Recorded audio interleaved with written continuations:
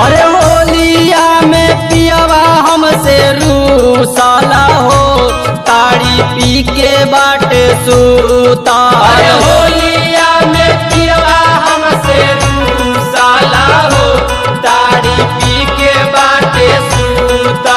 अरे होलिया में पियवा हमसे रूसाला हो, ताड़ी पी के बाटे सूता। अरे होलिया में पियवा हमसे रूसाला हो, ताड़ी पी के बाटे सूता।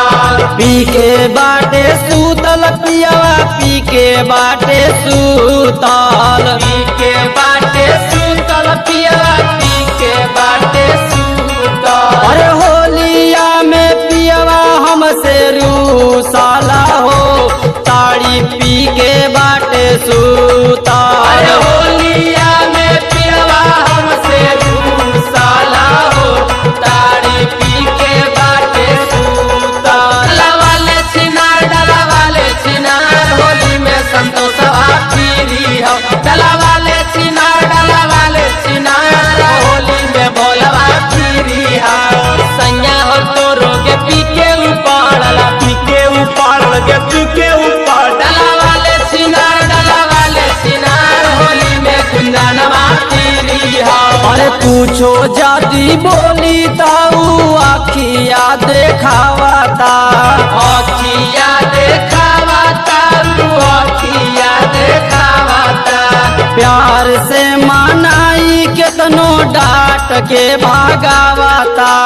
डांट के भागावाता, डांट के भागावाता। अरे फगुआ में करम हमर फूटल हो, पी के तारी बाटे सूता। अरे होलिया में पियवा हमसे रूसाला हो, ताड़ी पी के बाटे सूता।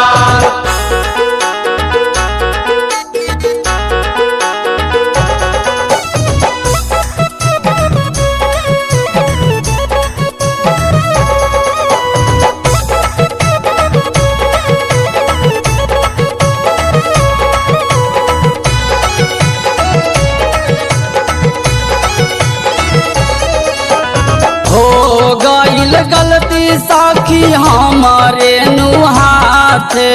हमारे नुहाथे गलती, हमारे नुहाथे। देख ले लस रंगवा खेलत देवारे के साथे।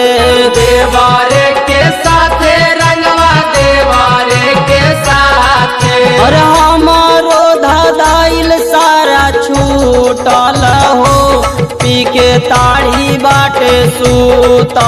अरे होलिया में पियवा हमसे रूसाला हो, ताड़ी पी के बाटे सूता। डला वाले छिनार होली में चोली सूखला।